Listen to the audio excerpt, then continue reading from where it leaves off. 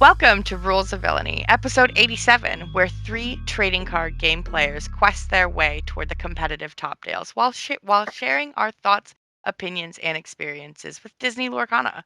I'm RoV Kirsten, and today I'm joined by my co-host, RoV Andy, along with Captain Jimmy, who you may remember from a recent episode. How we doing? Good. Yeah. Ready to talk about all sorts of events. You mean dog? Maybe some. Lots happened over the weekend. Yeah, absolutely. We had almost too much Lorcana to follow. We were very blessed with the Lorcana content between the DLC and the CCS event that was going on. The double DLC, basically. Yeah, double DLC. It was Yeah.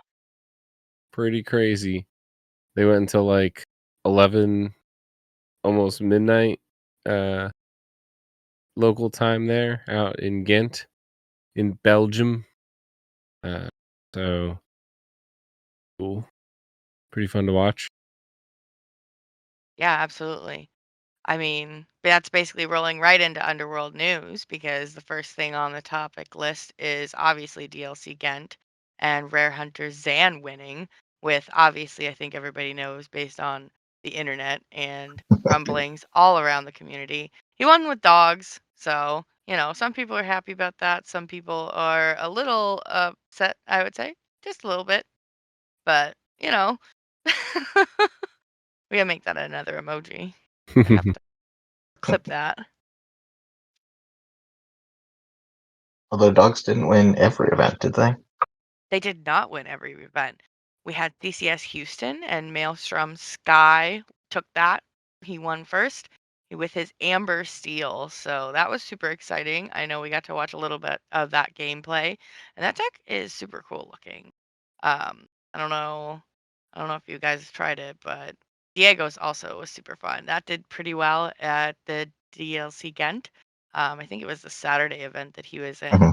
So that was super cool to watch on stream as well. And then on CCS Houston topics, we had two of our very own ROV members who did very, very well in some side events. We had Kristen the Grape. She was in the ladies 1K event on Sunday and she took fifth place. So, yay. Super exciting.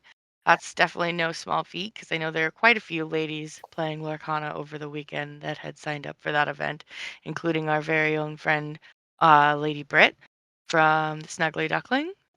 So that was super fun to keep following along with that.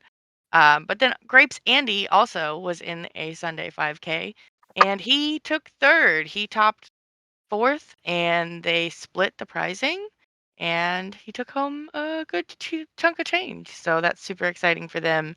Definitely well worth the trip for them to Houston. And we're so proud of them. Yeah, huge. Absolutely awesome. And with the DLC again, we also got a bunch of news about the next wait, I'm being told it's not about the next DLC, Indianapolis. Okay, it's about the championships later in the year. Okay, yeah, so we got information about the NA and the EU championships. It looks like tickets are going on sale. Wait, March 3rd, March 22nd. So pretty soon, within the next week. You know, verify that. Oh, and then the EU goes on sale a day before that on the 21st. They have like hotel packages. I think they saw stuff that was going to be like Mhm. Disney park tickets. Pretty cool. But you can get a ticket to be one of the last chance qualifiers. There are two 512 person pods, if you will.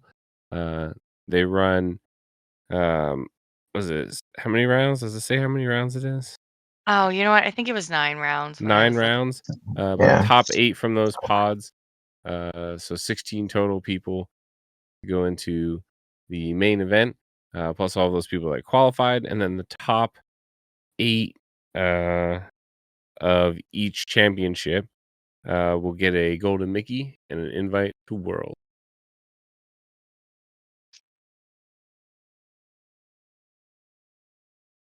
Very Super cool. exciting. And they also announced a lot of the really awesome promos that they're going to have. I know that they're doing standout for all of the main event players. One thing I'm not super sure on is if they mean main event players like the LCQ I think players, it'll be the or if it's championship itself, similar to okay. last year where it was That's what I invited to the thought. ball. Oh, that's right. You're right. Similar structure, I Yeah, so believe. just the main event for the championship. But they also have the down in New Orleans for top 64 of the main event. The Headless Horseman, Cursed Rider for top 32, and Tinkerbell Insistent Fairy for top 16. And all of those promos are also available in non-foil on the prize wall. So I'm assuming even obviously the attendees who are there as guests could maybe do side events and get tickets to purchase some of those from the prize wall. Yeah, I know RoV last year got a few of those non-foils from the prize wall for some tournament events and stuff. I Um, know. so you can definitely grind out at least a few copies. I Pretty would love cool. that down in New Orleans, even if it's a not foil. Super cool. I love it. Biggest problem for me is California. Expensive. Expensive to Mhm. get out there. Expensive to stay out there, and Disney, and uh, It's so a long flight. I'm saving up everything to go to Worlds.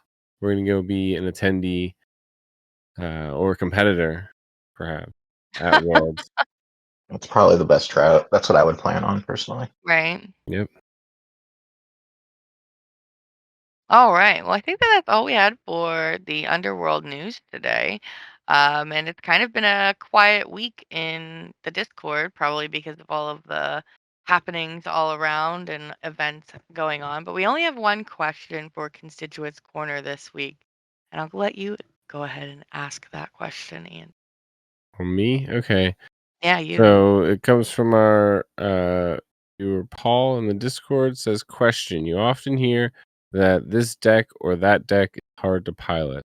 What makes a deck quote hard to pilot? And then he also adds on there, I feel like most decks have a primary play line or maybe two play lines. And I'm hearing this a lot about dogs, but it has pretty defined play line and with a lot of four ofs. Seems like one of the most consistent decks. So what could classifies it specifically as like hard to pilot? Jimmy, got any Question. thoughts? Yeah, I think before we dive in maybe to specific decks, I think there's a couple main things that make like a deck just hard to pilot in Lorcana, and that's one is the mulligan.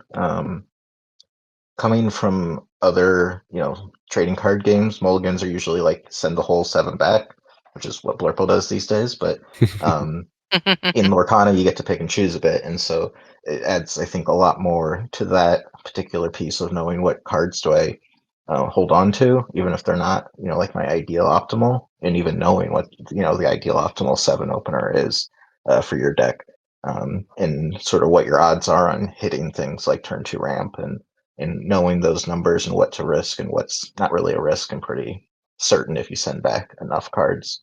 And so at least like a lot of that head knowledge and knowing that ahead of time is important. But then also inking in Lorcana is another thing that's has a lot of skill depth to it, where knowing that not just certain decks you can go 1, 2, 3, 4, do a thing, and then you just kind of ink your lowest cost card and you play the highest cost card you can play.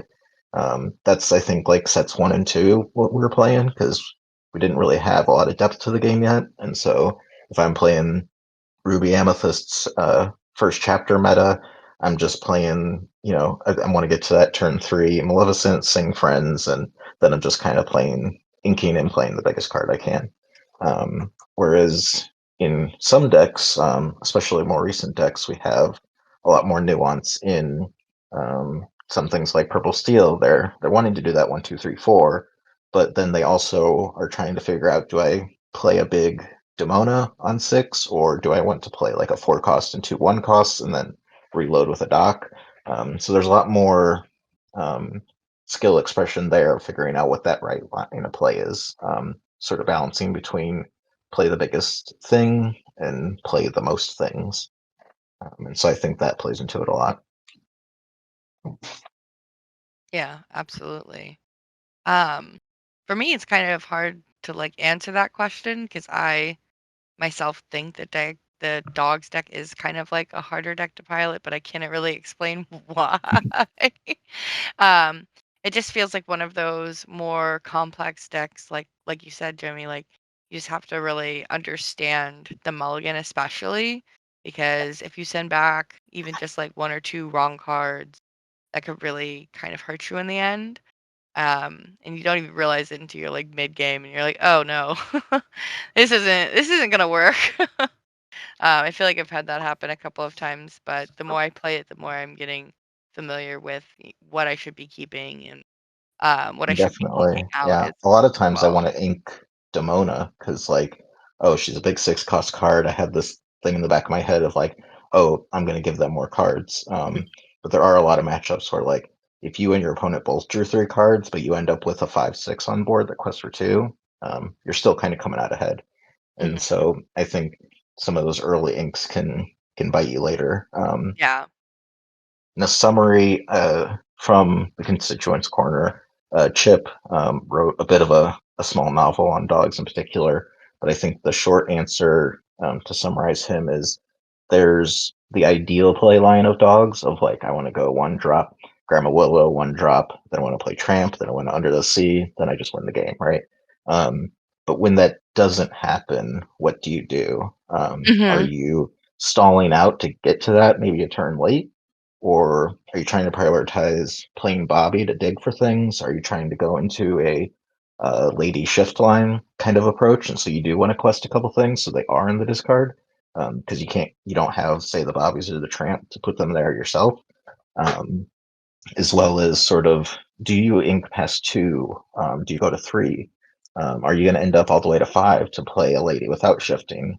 Those are sort of things I think that add depth to dogs, and people that win with like sort of the really good that 1 2 3 big tramp lines, that'll kind of happen for most players. But the players that win when you take a bit of a winding road to victory, those are where players like Chip pick up the W versus others are just gonna fall flat, and it's gonna feel like, oh, I just didn't draw good cards, so I couldn't have Right. won. Yeah. And I kind of feel like, in general, for me, what makes a deck harder to pilot is a lot of it kind of boils down to decision points, right? Do you have more important or more frequent decision points that can heavily sway the way your deck is able to perform certain powerful things that it does? And then for dogs, kind of specifically, for me, it almost feels like, while yes, you have a lot of 4 ofs, it is very consistent in the deck. It has, when you look at something like a card like Nani that we talked about last time Jimmy was on, which is incredibly consistent in that deck to be able to hit 1s and 2 drops, because there are so many of them. You didn't have to really add any extras into your deck to make Nani work. That was already part of it. There's a lot of these things that work together with each other, the different ladies that you shift onto, one being, you know, better if you can quest with it more than once when you have like another tramp. So after and under the sea or something like that, or not as good against, like Jimmy has said before, like Angel being able to take it out or fire the cannons or something. But when you can sing under the sea, when you try and find a chromacon to then try and go wide and quest out and keep them from being able to take all of your stuff. Um, you know, all of these different play lines and options have are just a bunch of decision point. They're a bunch of different little pieces that you can put together to mix and match and make one of many powerful sort of outcome. Just kind of hard to do sometimes. Yeah. I definitely don't think it's an easy deck to play. But definitely something good to think about because obviously like some of the other decks are a little more flexible, I feel like purple steel has so many options. Um, and even like Blurple, just because of the pure amount of card draw they have in their bag, that they can be very flexible with what they do. And I feel like dogs has a little less flexibility a lot of times. Um, and if you even like you said, if you don't get the nuts basically and get everything you need on curve, and you're having to take that windy uphill battle, um, it's really difficult to decide like what you should do in the moment. And I feel like that like really puts the pressure on, like, okay, well, I didn't get the exact things I needed. How do I overcome this? You know, what's my plan for the next 2-3 turns out? Hmm. Because my choices here are going to echo into those turns Yeah. and matter. If I have 2 Nanis in my hand, am I inking one to play one and then play the 2-drop immediately? Or am I taking a slower line where I want to keep that second Nani to get yet another card? Little decisions like that will add up. Going fast enough, but not too fast that you strangle yourself on resources. Yeah. Yeah. My favorite line is the sneaky end of the sea. You act like you don't exactly have the perfect line, and so you just playing a couple 1s and 2 drops, stuff like that. And then they don't realize that you've got enough to sing Under the Sea with all of your characters, and then boom, get 'em. Or the shift lady, where all of a sudden they Yeah, thought you had like 3 or 5 singing power, and all of a sudden you have 8. yeah. It's the turn that you're going in. They think you're going into Big Tramp. They're like, "Oh, he's going into Big Tramp," but no, you shift lady, sing Out of the Sea. Got him. A lot of fun Yeah. lines. Well, that leads to my question that I wanted to bring to the constituents corner, to you guys.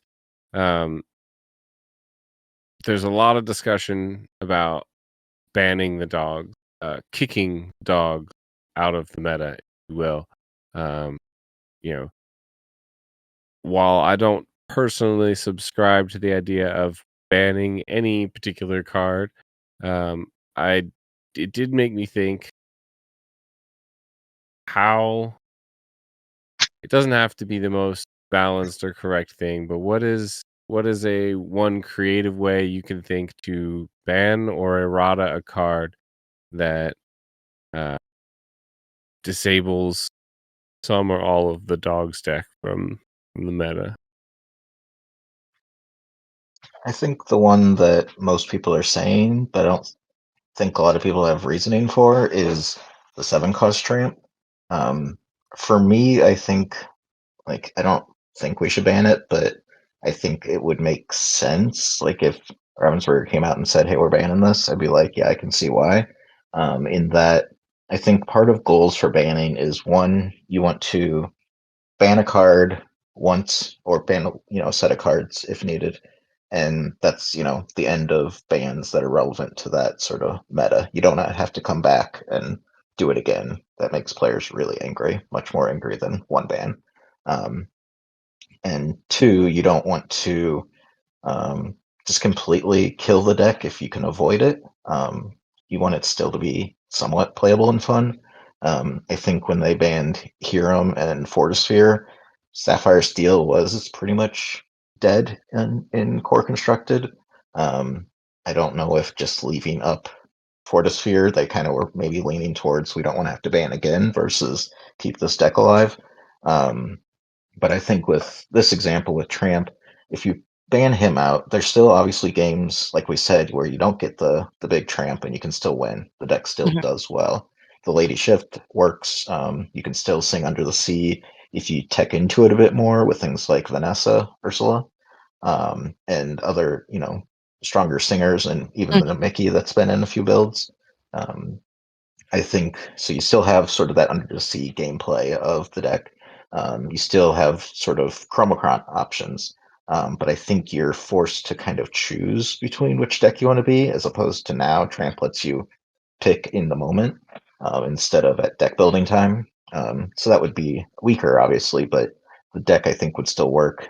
You would still have Grandma Willow for both this new Dogs deck and the Amber Steel decks would still have access to her, as opposed to banning her. I think we just go back to what Dogs was last set, which some people still thought was too powerful at the end. And so I think that's where you don't want to hit other decks sort of by collateral damage by a ban. And so that's kind of where I think 7 Tramp makes sense, where the deck would still be playable. Do I think it would be a tier 1 deck? Probably not. Probably rolls into tier 2, but it would still be good enough, I think, to win like set champs and things like that at that level. Yeah, you just have to pick a version, like you said, either Chromacon version or Under the Sea version. I was trying to think little creatively. What if you removed Sing Together from Under the Sea? I mean, first off, I understand the lore implications of that. Like Under the Sea is definitely sung together by all of the, you know, oceanic animals. Fish. Uh, but Life is the bubble. yeah, what if it was just an 8-cost song? So basically, you'd have to shift to playing something bigger. Mickey. It'd have to be Mickey, Mickey, basically. Yeah, Mickey's the your best only option would one. be Mickey. I think that hurts Baja, that wants to play Under the Sea in some metas. That's true. They still, I guess, could have Prince Philip shift. But like, if you're shifting Prince Philip, why are you singing Under the Sea? Why not Delicious Me and Scary? Yeah. I feel like if they did that, they would have to make it a 7 cost, so things like Clarabelle Or and Tramp. Tramp Tram, can no, sing it'd it be by so broken themselves. though. It would even be more broken, honestly, if Why would you that be lowered more the cost. broken? Because They then can solo Tramp sing. can solo sing. No way. Yeah, there's But no then you way. have to have the Tramp or the Mickey. Well, that's how you got the Under the Sea in the first place, was your Tramp, bro. Yeah. I'm just So like, saying. of course you Look, I have don't the have a good Tramp. option. Then That's another one that I think could be banned, but I think it's also like you had has some another deck. collateral damage of the Emerald control that they kind of are pushing Yeah. towards. Yeah. On the flip side, like the deck would probably just lean heavier into either Mickey as the singer or just go full Chromacon with what the deck would just become. And then it's probably more easily hated out by things like Benja and Pluto and all that. That's fair. So yeah, you're probably right that item hate is probably too prevalent enough. But I was also thinking of like, what if Chromacon was once per turn? That would also nerf it pretty hard, but not That like would like super That'd kill nerf it. it. that would kill Yeah. the Chromacon portion probably. Yeah, you probably wouldn't play Chromacon anymore. You just wouldn't play Chroma. Unless you made it like a 2-cost or something. You just play Tiana instead or something. Yeah, Tiana Yeah. they would just shift over. Hi, Buster. You look like you are. Choo-choo. All right. Anyway. Yeah, I was just trying to think of fun, creative ways, and I was like, what if we stripped this thing together from Under the Sea, or try and do something weird like that? What if Tramp had what if it wasn't one cheaper for every character? What if it was one cheaper for every lady in the Tramp character, Hmm. lady or Tramp, or Yeah. just lady, right? One for every lady you have. Oh gosh. That'd be interesting. There you would have to put more ladies in. So instead of the like true drop. Well, I mean, you still want the 2-drop Lilo. You put the But like you 3-drop have to do that lady, 3-drop lady in. so you could play an extra. All the 1-drops. Yeah. Yeah, so that would be interesting, right? And it would obviously we took hurt the deck, but maybe not enough. What if we took Under the Sea, took away the song completely, and made it, instead of put them on the bottom of the deck, you just banish every character on the board. We could call it like Raging Storm. Make it Could that work? Make it not singable though, right? Yeah. Yeah. Right. If it was singable, that wouldn't work either. They would destroy their whole board. That'd be no good. I do think it would be interesting to have a B Prep or Raging Storm sing together type song, and so you don't get the benefit of the whole like quest everything, then banish the board that we usually see. You would have to Yeah. sort of make the choice: do I want to get the lore now, or do I want to have it free so I can then establish my board Right. this turn? Could be interesting, but that's Pretty interesting. neither here nor there. Yeah. All right. Well, that's good. We'll let us know in the comments or in our Discord. In the comments. I want to hear the most creative ways we can like nerf the dog's deck. I like Jimmy's point too. You can't you gotta try to not have as much collateral damage, right? From No innocent decks should be harmed by your yeah. you know. What will be interesting changes. See if we can figure some out. I just gotta say, don't ban the dogs. Just go adopt a dog. Go to your local shelter and adopt a dog. No banning. Every time Dogs wins a DLC, Kirsten's getting a new dog. Got it. Don't tell I don't Buster. think Buster would appreciate that. He might. He might like a friend, but I know Lenny would not appreciate that. She already bullies Buster. But anyway, yeah, I mean, the main segment is obviously going to be mostly dogs. Talking about dogs because that was the hot topic.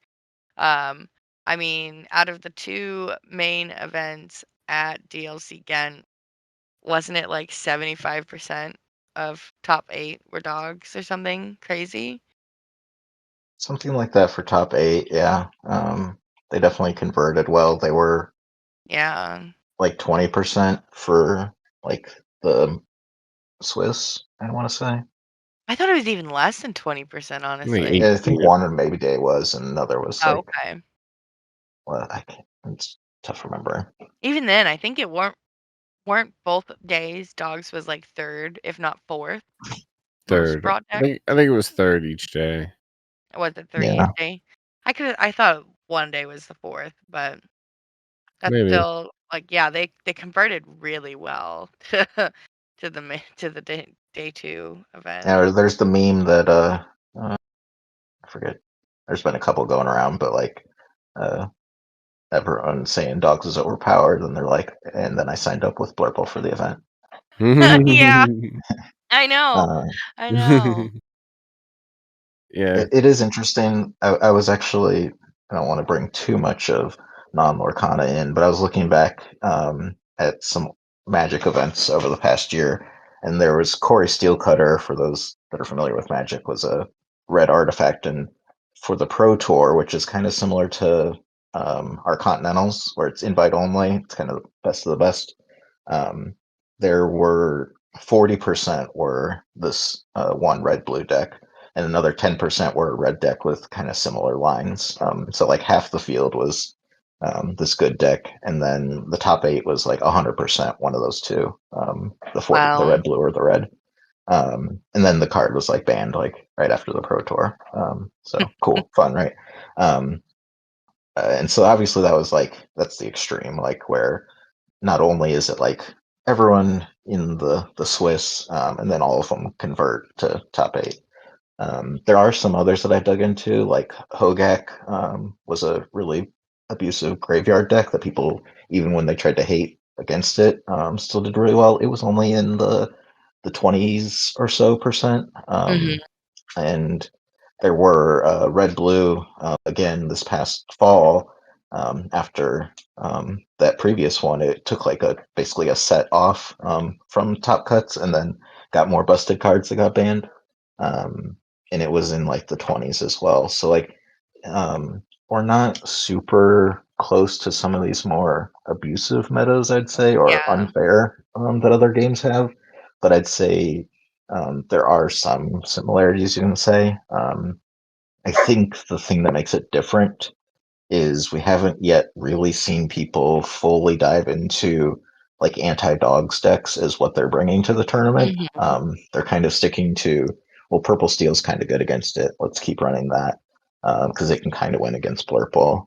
Yeah. I also think we're not seeing as many dogs players, and this is the one that I'm kind of confused on. I was talking in our chat earlier today of why aren't more people playing dogs if it is the deck that's going to win every tournament, right? DKP, he's playing Blurple, right? I don't know this answer. I said that in chat, but why isn't DKP on dogs? Surely he wants to win, right? So he's playing the best deck, and to him, that's Blurple, right? Mm-hmm. So I think to some degrees there's still belief, at least whether founded or not, that other decks are still obviously capable and good, and dogs won't win everything, despite it showing up quite well. Yeah. And so those are things I think we'll have to dig into over the next couple weeks to figure out, is it we're just wrong in trying Blurple and need to all run dogs, or are there things we can shift and adjust and dogs will get sort of hated out of the meta for a little bit like it did last set? Because it was sort of shot down and for a while, and then Richmond it did pretty decent, and then Mhm. a couple set champs in St. Louis it did pretty decent, and then new meta, new set, we kind of moved on. Yeah. So I don't know. That's my answer. Yeah, that's that makes a lot Yeah, of sense. DKP, if you're watching, let me know why you're not on dogs. Yeah, I feel like one of the like big distinguishing factors of like who converted to top 8, I mean, still the good players are converting to top 8. Like Dogs is a hard deck, so like Blurple and Purple Steel are what I would consider more like comfy safe decks, which I mean there are people that obviously like have always liked dogs. You know what I mean? Like Chip and Grape Mhm. Andy the Grape. Like But they've then been playing Diego, dogs he, for he a went off of while. dogs, right? I That was crazy to know. me. He did Um, really well though anyway, so yeah, can't fault him too much. but I feel like Blurple and Amethyst Steel can be more reliable, and they've got better matchups into some of the other more popular decks. Whereas Dogs has never been like one of the top tier everybody plays it type deck. So out of all the people that bring dogs, only the really good ones are converting. So I feel like there's more good players that play dogs, honestly. Like Hmm. I know DKP doesn't play dogs, but like you think about all the people I'm that sure play he dogs. does. He just doesn't bring it to Right. big tournaments, right? Yeah, like Thiago and Hmm. um I can't remember who else I had in mind that was playing dogs, but there was a lot of them. So, And people were like, Zan was on dogs? That's crazy. I'm like, he's on dogs at Milwaukee, and he did mhm, pretty well there. I don't think he got, I think he bubbled out of top 32. Like he had the same record, but just bad breakers. So he did, well there. He just shifted, the next set into his combo deck, but yeah. he had been playing dogs for a bit. Um, I think, yeah, it's interesting. I remember back at the beginning of Fabled where it was like everyone was on Blurple, and I think that Yep. Charlie's event, the first or second weekend, maybe, it was like, I'm probably making this up, but like 60% Blurple or something stupid. I feel Everyone like it was was on a it, high amount. and the couple of players that brought second star to the right for the sort of the mirror breaker, like they Yep. just drew so many cards in one. Yep. Um, and the couple of like purple steel players trying to that where the deck hadn't quite found itself yet, and the new meta just got whooped up on by the Blurple, Mhm. unfortunately. Yeah. But yeah, it goes to your point of Blurple is probably easier to just sleeve up and go, and do somewhat decent, a lower Mhm. skill floor. Yeah. I feel the same way about Amethyst Steel. Like I like Amethyst Steel, but like I think I mentioned it earlier, it's got a set curve that you're trying to hit. 1, 2, 3, 4. Hopefully you've got a strength, or and then like a dock later on. That's like what you're looking Hmm. for, and just drawing as many cards and getting your evasives down. Whereas like there's just so many options with dogs, like, and it really depends on your matchup. Because if you're sitting down against Yeah. a purple player, like you don't really always get to Under the Sea then because they have quite a few characters that are above 2 strength. Same thing with, like, a lot of these other, like, other, random decks that aren't necessarily, like, top tier, but are still, like, more so teched for dogs, like Ruby Amethyst. Like, people are starting to play that because it's kind of a dogs killer. Hmm. So you run into a Ruby Whoa, Amethyst player and a banished. Lumiere. You run into a Ruby Amethyst player and a Lumiere, and you're never getting that under the sea off. Like, sorry. Yeah, I don't And know I how think many Dellas you'd have to find and tiny rhinos, but it's a that. good point on the 1, 2, 3, 4. Because Mhm. even within that, like you just kind of want a 1 drop, a 2 drop, a 3 drop, and a 4 drop. Um, whether your 3 drop is Lexington, Cobra, Genie, any of the various ones that have been played over Yeah. time doesn't Cheshire. super matter. Cheshire Cat, Right. yeah. Because you just need something that'll sing Mhm. strength. Whether your 1 drop was a hook or a no off, the hooks kind of better in the draw It's and against forgiving. aggro, but it's not going to be a big deal. But if you're Yeah. playing Bobby versus the uninkable lady because you want to quest for a bit more, those decisions start to change how it plays Mhm. out versus um, some of the more just I need a 2 drop, not the Right. 2 drop. Yeah, Exactly. I think Amethyst Steel and Blurple both have very easy to follow instructions, right, for Mhm. how the deck plays. And Amethyst Steel, I feel, is a little more choose your own adventure, right? Mhm. Like Jimmy said, Yeah. you could pick and choose. You got a bunch of options at every step of the way, but your game plan is still very similar.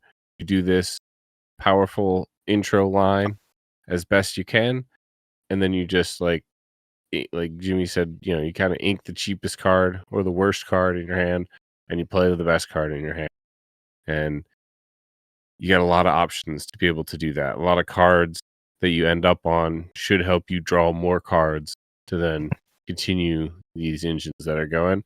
And then Blurple is a little more strict in its plan because you need one of those turn 2 ramps, and then you need your 4 drop and maybe your Elsa, right? But then once you're getting to you know 7, 8, 9 ink, you're drawing cards, guidebooks, and you're just playing. You're just slamming Hades, purple and Yeah. blue, and just going to town. So it gets to that point again. Ink the worst card, play the best card. Yeah.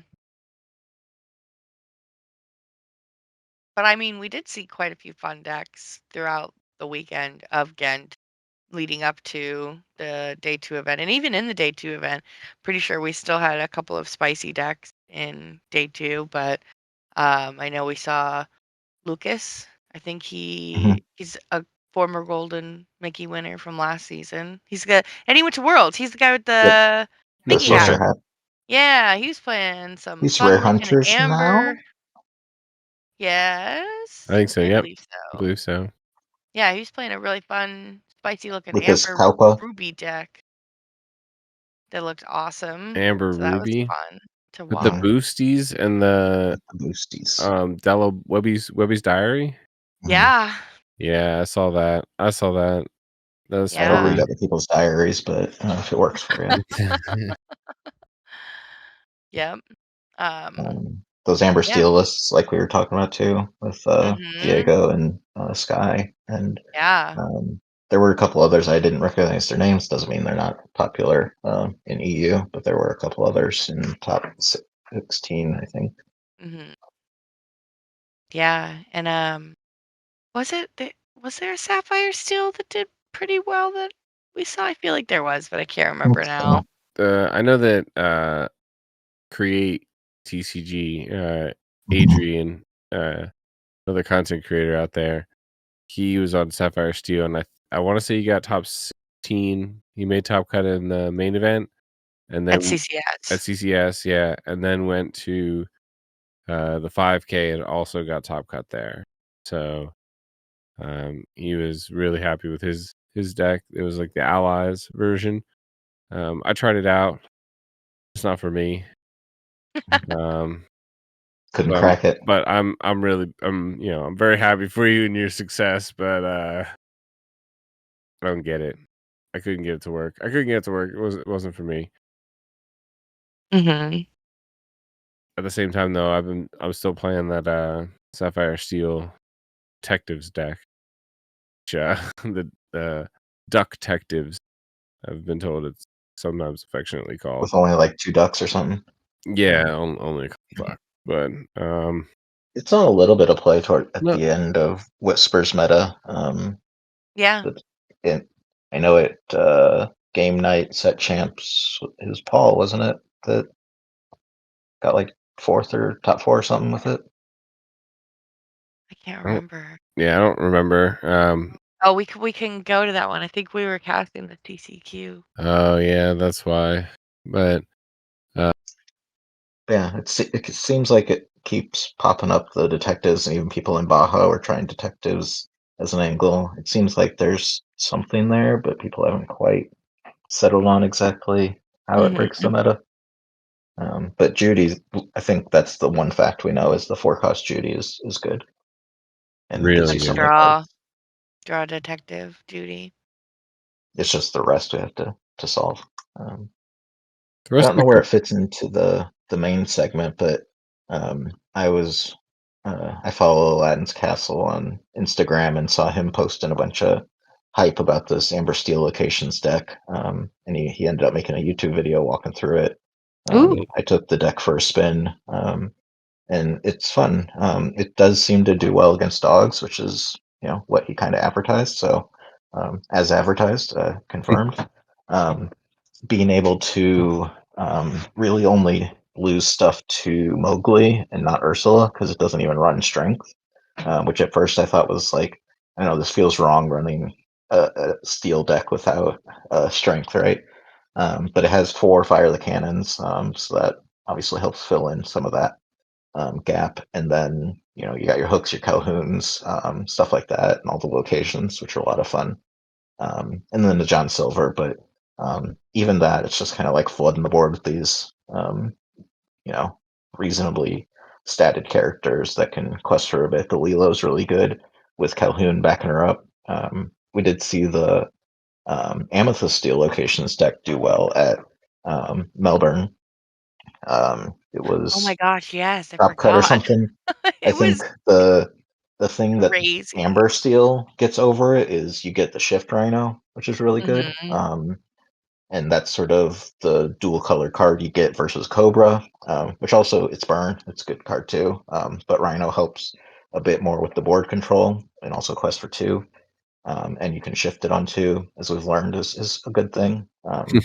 Yep. And the steel locations are the good ones, so we don't really lose anything. The only change is the new Zootopia Tundra Town.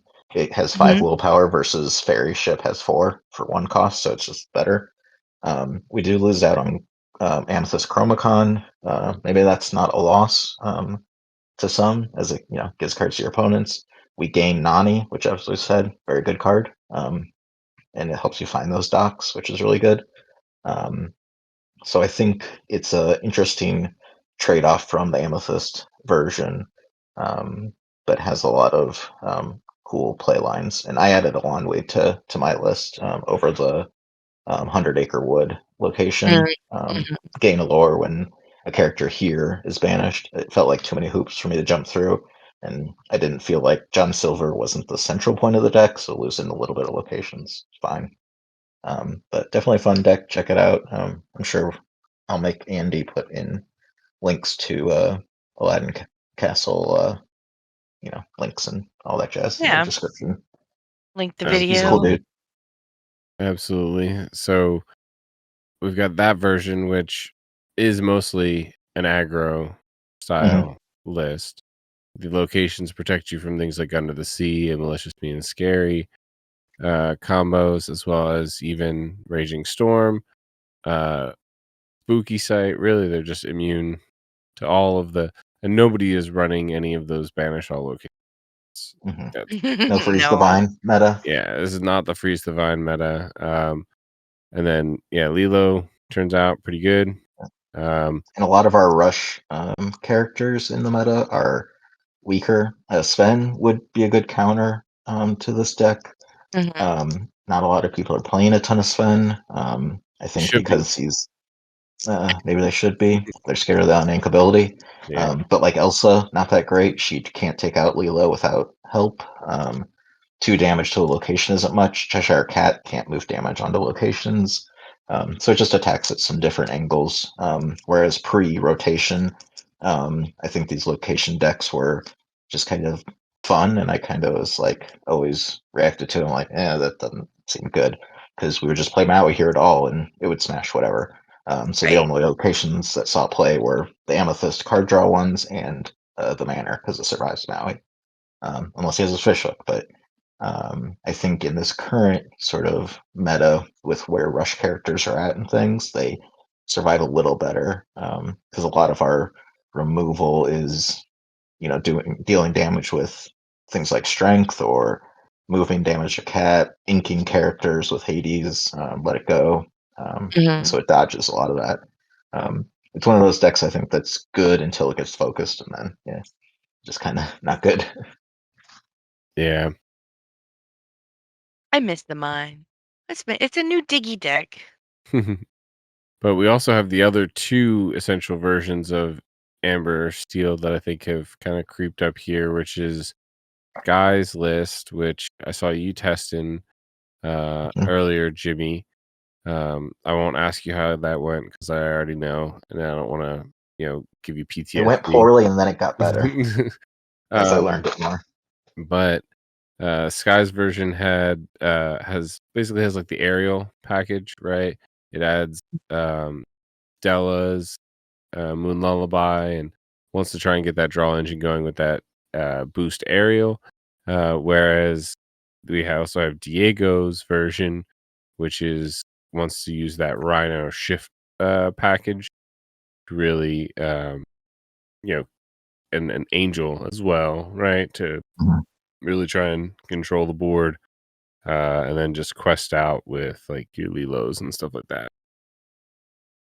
Yeah, one thing I noticed about it that didn't quite click till I played it a bit is, um, when you're playing against aggro, coming from like a purple steel mindset, like I'm just trying to challenge down all their stuff, get it cleared up so I can then start questing. Here, I think you want to be able to play Chief Powhatan. He's a big wall that not much is getting through, and so even if you're playing against like dogs and they're starting to quest a little bit, because he can't attack, and let's say you have a Lilo, there's definitely times where you just want to keep questing with your Lilo behind that wall to keep pace until you can sort of draw enough songs to hit them down enough that then you just run away with it, Mhm. and they can't get through the chief. And so it plays a little different than you're used to, because a lot of sort of control versus aggro matchups, you're wanting to just completely keep them down and then kind of do your thing. But here it's like this awkward. I have to know when I need to just keep pace with them and be okay that they're gaining as much lore because I'm also gaining lore. Um, and sort of when you need to challenge versus just equal that lore and then draw those Zeus bolts off the top, and all of a sudden you're questing to victory and they don't have enough on board to stop you. Yeah, it's really interesting. The neither of them are playing the Lilo, right? The bundled up Lilo. The steel one No. now, they're playing the Yeah. zombie low, Oh yeah, the which zombie it's Lilo really good, is good. because in all your other amber decks, you're like, I guess I'll put it on the board. It gives them more things they have to attack.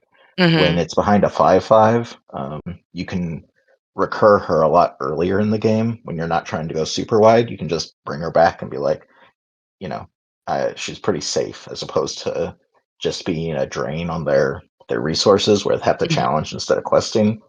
She actually survives a lot more. Yeah, especially if you have a grandmother Willow in play too, recurring her from the discard. Ah, it feels so great. Just you beginning my turn. Should I pay 1 and maybe bring this Lilo Should I back? play zero? Pay zero, Yeah, yeah. I got 2. Oh, yeah, if you Should I have pay 2 0? grandmas at point, Should I just pay I'm just nothing gonna and bring get it this back back for for free? free. Why not? Like, Both don't free. mind if I do. Yeah. Yeah, I had one Lilo in a game that it was when I was playing against Chips Purple Steel, I think. He didn't have Calhoun, so it wasn't a problem, but I had brought Lilo out like 3 turns in a row. He kept removing her, but I had 2 Willows, so it was like completely free to me. I was lower Yeah. on cards, so I didn't need it to play stuff out of my hand, and like he just had to spend every one of his turns challenging her until I could find the chief, and then it really stuck. Yeah. I've been really enjoying Diego's version. I tried Sky's version too, and I like that version as well. It feels just a little weaker. I mean, I don't know. I don't know what he played against. I'm sure he plays that deck, masterfully, and he's obviously way smarter than I It's got am. more But draw with Ariel, I think is yeah, the big thing, and so it lets him go a little longer versus some of those Sapphire decks and Purple Steel, that's which I true. know he beat up on. Um, Yeah, as opposed to Rhino lets you establish something big that can actually quest in the face of dogs, and you know they can't do anything. yeah. I really like having the Rhino. I feel like that's helped in like countless games, honestly. And then I really like the threat of Stitch too. Like Stitch is really nice. I don't think Sky had Stitch in his list. But just being able to have a Snowboard Stitch. 4/5 that Wolfenstein. can't be Zeused, Hmm. is super nice. I really like that one. Hard to get with Under the Sea as well. Yeah.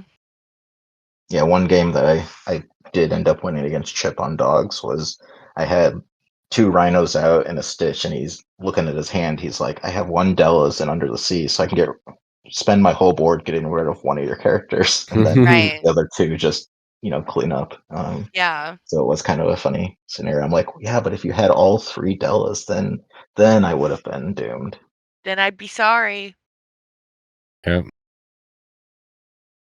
That is. But I'm enjoying the meta. I know a lot of people don't really care for it. Like how dogs is coming to fruition and like really showing that it can win big tournaments with really People are skilled complaining players. that there's no big tournaments to play, but they're also complaining that a deck's too good. And they've been watching all these big tournaments, but it's winning. So I don't know what people want. I don't either. I They feel all like I we've just seen like enjoy what I enjoy. quite a few people. different decks win, honestly. People have also said people they want theme decks to win. What is this is Lady a in the Lady and the Tramp. Tramp deck. This is like 40+% Lady and the Tramp cards that we got going on here. We got two little ladies, a big lady, little tramp, big tramp. We got lots of them, lots of those cards. One of my mom's favorite, if not favorite, is Lady and the Tramp, and I believe she listened to the last episode I was on and was excited to hear about Lady and the Tramp decks doing well. Yeah, So I uh, love that.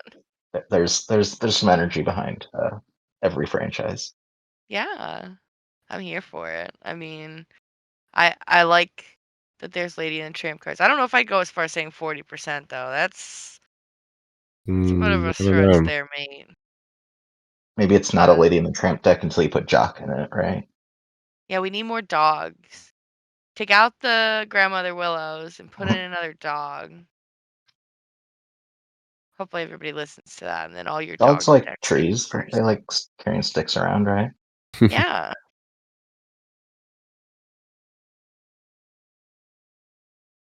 All right. What other fun decks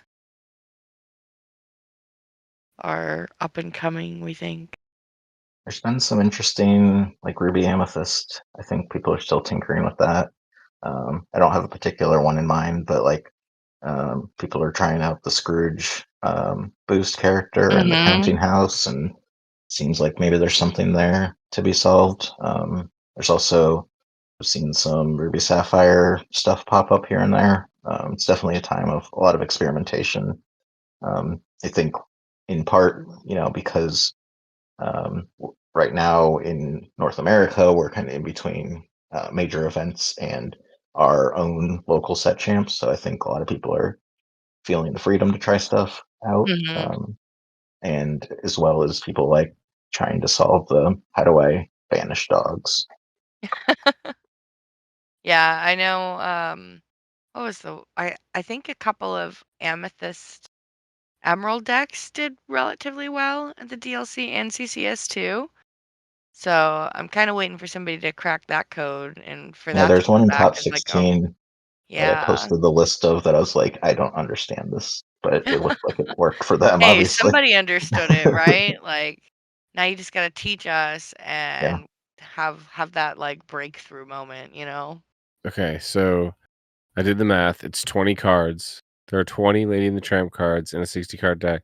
That is 33 and a third 33. percent, right? That is, That's close. I mean, Very good. that's It's pretty not themed. 40. That's pretty themed, in my opinion. How many detectives are in the detective deck? Oh, a lot It's more. not a Ooh. franchise, but A I'd say lot that more. That's, one's like, pretty still a theme, themed. though. There might be 40 detectives in that deck. A 'Cause, like, the lot. brooms were Another fun one. themed, but they were Yeah. technically all from the same franchise. But, like, it's called a brooms deck. It Yeah. also wasn't terribly competitive, which I think is what the people are demanding Right. is both Brad theme is Right. and competitive. Brad is Give me both. screaming right now at you, Jimmy. Brad is Hey, he yelling at wants you. to be on the podcast. I can see if I can fit him in next week. Oh. Oh, sheesh.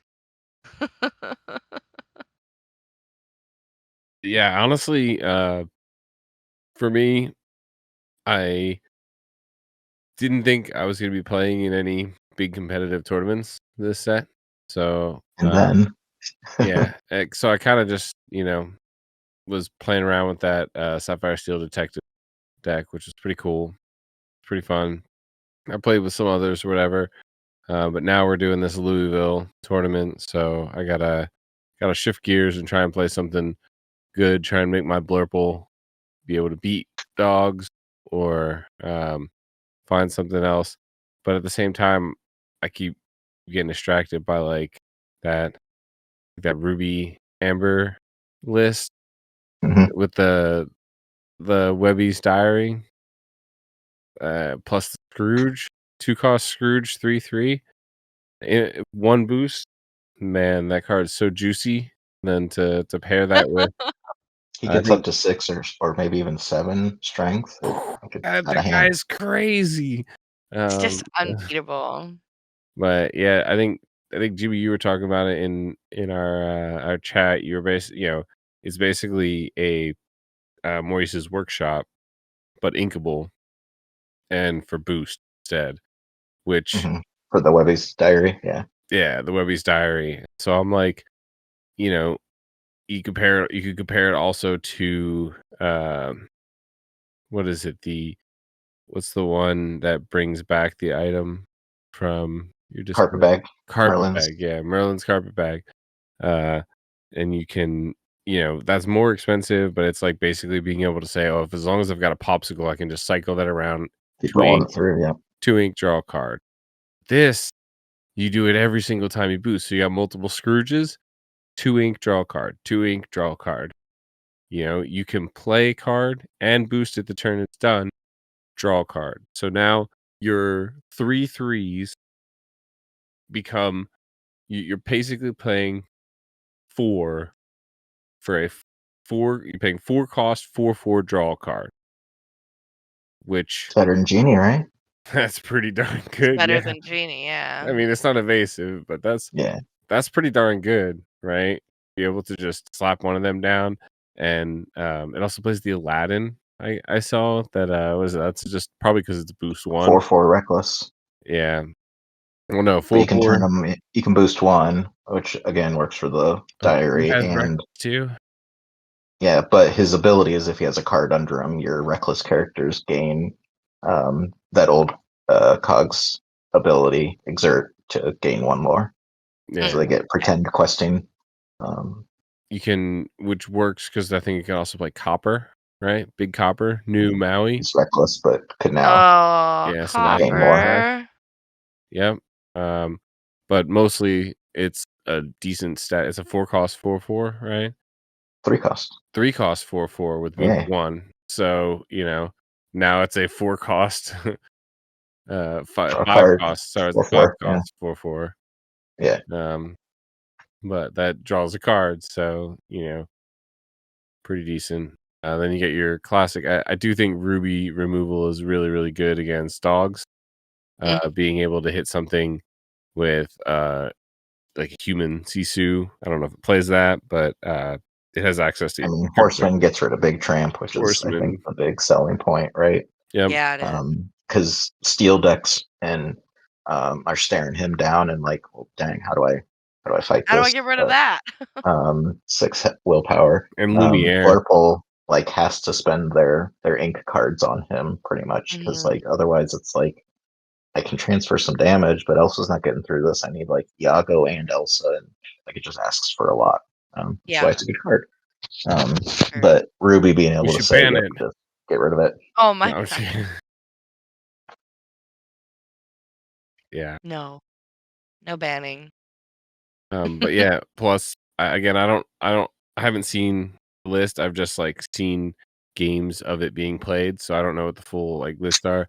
But it also could have access to Grandmother Willow, right? Whatever, this deck that you're building here. Now you have access to Grandmother Willow, and now these cards are even cheaper. You have access to the other new one, Grab Your Bow, 2 costs with 2 characters with 2 costs or less, right? So it's Yeah. Elsa's Genies, anything in dogs. And you've got Liquidator for that early anti-aggro. He's also reckless, so he works with Aladdin. It's got a bit of a songs package with the Ariel, who also has boost. Big surprise. Nice. Boost 1, that magic. Ooh. Boost 1. Boost 1's pretty nice. Boost 1 is a lot less than Boost 2. I mean, yeah. And Lucas was also running Raging Storm, Pirate's Life, Maui Sharks. It's a wild deck. Oh yeah, Maui Sharks. I saw that because Della's in there too. Yeah, he's got 4 Dellas to go with like the lower strength sort of stuff and things. And then Pirate's Life, he just has 2, but that's enough to like C1 and loop it with Shark, close things out, stuff like that. I'll give you guys the link to. It's actually Lucas's Dreamborn. Has it up, so we can put that in the description. Nice. Because yeah, a lot of times I'm trying to find these decks, and it's like it's on Ink Decks over here, maybe. Boosty or boys. there's copies on, Dreamborn, but this is actually Lucas's deck or account on Dreamborn, and he called it Boosty Boys. Boosty Boys. Boys, I love It's a good it. one. That is a good one. Boosty Boys. I feel like there was another funny name for a deck that I saw, and I don't remember what it was. I think maybe Liam from the Illumineers took a poll for the funniest CCS deck names that he found from the weekend. I don't remember. Yeah, as a side note, I do love coming up with a fun deck name. I do too. So share with us in the comments or on the Discord your favorite deck names. Yeah, I need them because I'll steal them and use them for myself. Yep.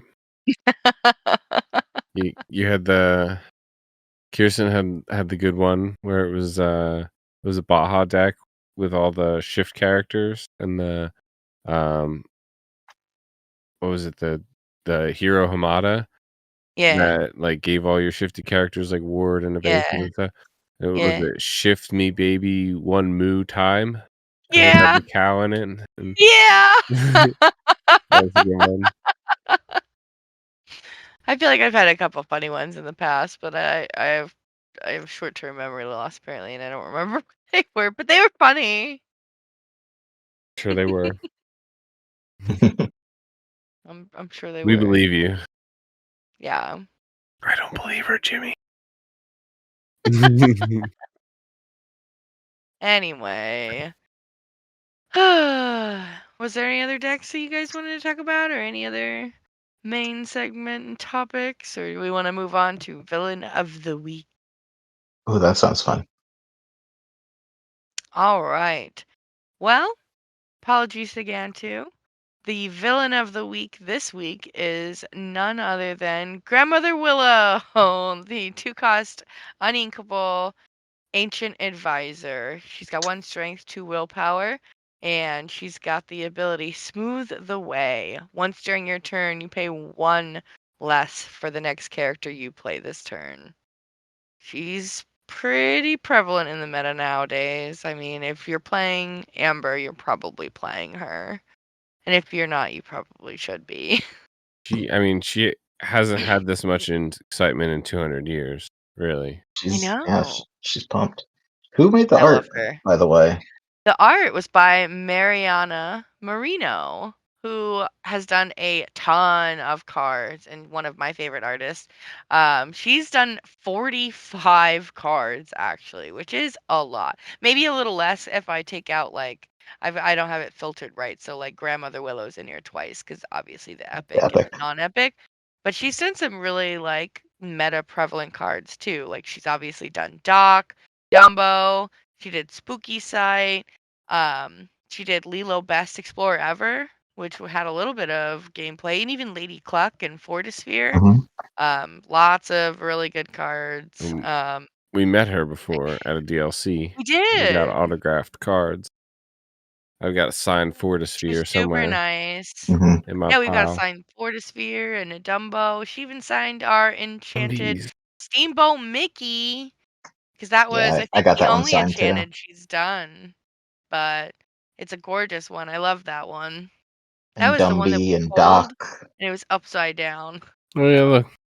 Here's an autographed Dumby.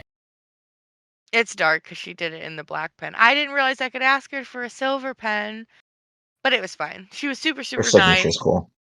Yeah, her signature's really pretty. Um, super, super wonderful to meet her. So I hope she does other events. I think she may have even been at Ghent, honestly. I know she was somewhere recently because I feel like I saw her in an Instagram reel, but I think she was I at think Ghent. was she the one they misposted being at it, or was that might have been Christian? I know when they did the lorecast, they put It one of might the have been artists Christian wrong. because I don't remember Christian, seeing yeah. anything about him there, but I swear I think Mariana they had the was slides there. messed up on that one. But yeah. But Okay. yeah, she might have been Yeah. there. Well, She is awesome, and I love she's just got so many cards. It's crazy, and her art's awesome. She did the new Todd All Alone and the Copper Hound Pup. Those two are so cute. she also Love did it. Grandmother Willow, Yeah, that's why. Really? who is our villain of the week. So Yes. why she's not villain of the week because of her art. That's for sure. No, The I art just got is talking about amazing. Mariana. Yeah, she Yes, has done she's a a couple of wonderful dogs. artist. Colonel, Peg, Copper, Yeah. Playable Napoleon. dogs, Jimmy. Playable dogs only. Oh, my bad. Napoleon. Yeah, I'm kidding.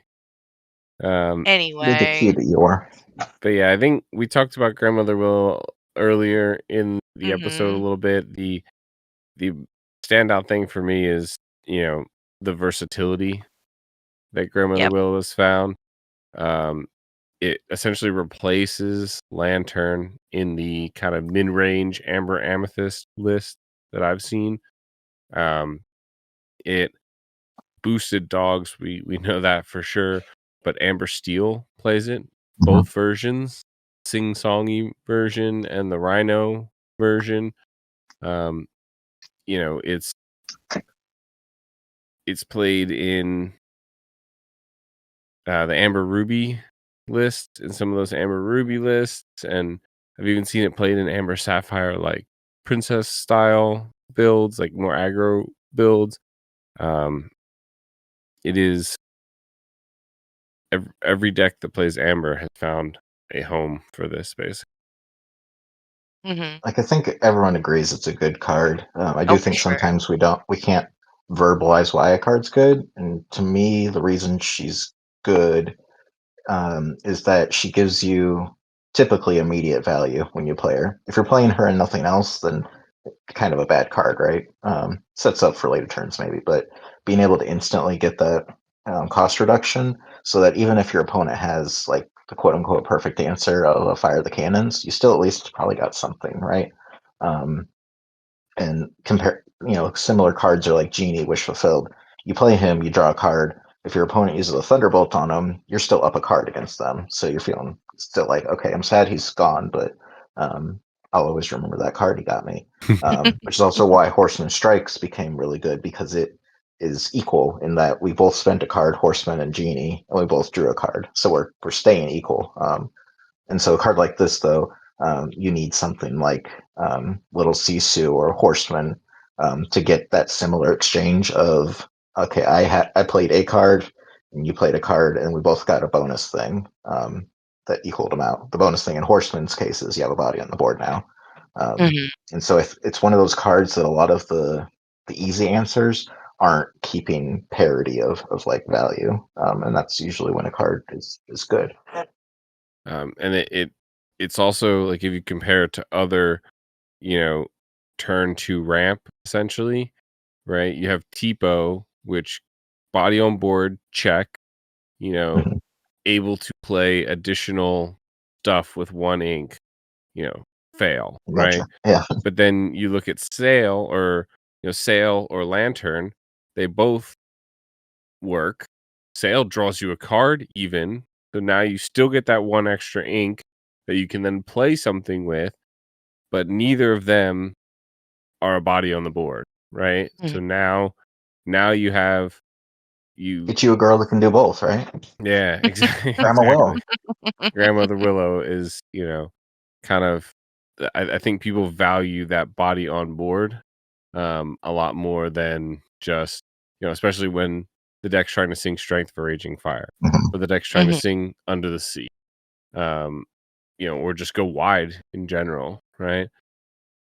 It definitely beats out all of those exert on quest. Your character Mhm. gets cheaper. Uh, Yeah, like but Pluto. yeah, Yeah. Pluto or even the ones that on quest, right? Like Dewey, Huey, Huey, or Louie, One of one those of decks. One of the decks. which is a 2/3, which is a little better. right. But again, you have to sort of you cash it in almost, Yep. and then it gets cleared out. Whereas Grandma, you can hang around for a little bit. Mhm. I think that's helpful. And yeah, it just even if it gets that one lore later, that's pretty good. Yeah. I mean, you stack up your board for a couple turns. They don't take you out your Willow. They're prioritizing your Lilos or whatever. And then next thing you know, you're like, okay, here's a chief, and let me put all of my Talas, or I keep calling your grandmother Tala, grandmother Willow. Then your willows It's start like, questing safely. Yeah. yeah, exactly. Like, and then it's like, okay, well, and I only paid 2 for that guy, so that's nice. Because I know that there've been plenty of times where I've had, like, more than 1 Willow, and I'm just like, Mhm. it's the patience aspect of it, which dogs has to do a lot too. So, now it's more so in Amber too. You don't get the immediate, like, okay, well, I played Troubadour, Turtle Boy last turn, I'm gonna sing now, you know? You gotta wait a little bit for some of these cards to kind of, like, really build up their value, and I think after a while, it really pays off. Because I mean, like, a free dock is real nice. Mhm. Yeah, sure. Any other thoughts on Grandmother Willow? You know? She's wonderful. She's a Don't storyborn ban her. mentor. Yeah. She's not, maybe she'll get the villain tag added. We'll see if that's an errata. But for now, she's just a mentor. She isn't even an ally. She's just, someone needs advice. Go to Grandma Willow. You'll I'm then surprised spend she's one not a less. deity. Yeah, some people don't know this as well, that each villain of the week we write a formal letter to and send it to Ravensburger to submit them as being errata to villain. So, we haven't heard back on any of the previous ones, but you never know. You never know. You never know. Well, let us know your thoughts on the villain of the week. We hope you've enjoyed this episode. If you're joining us on audio, please rate and review us on Apple Podcasts, Spotify, or wherever you listen. And if you're joining us on YouTube, which if you're not, you really should. We have a ton of fun over here. Be sure to hit that like, subscribe, ring that bell icon so you can be notified of all of our other content. We got Deck Test Tuesday. We got the Mayor's Meta Report. We got special episodes. If you didn't catch it already, last weekend we had special edition led by Kirsten. It was awesome. So yeah, hope you check it all out. And we appreciate you spending your time with us. You can follow along with us at all the socials at Rules of Villainy, and we have a pretty big community on Discord. You can join in the link below and add more questions for the constituents corner. Don't forget to share your pets too. But until next week, stay safe, fellow villains. Be wary of wannabe heroes who want to disrupt your villainous plans. And as always, remember the rules of villainy.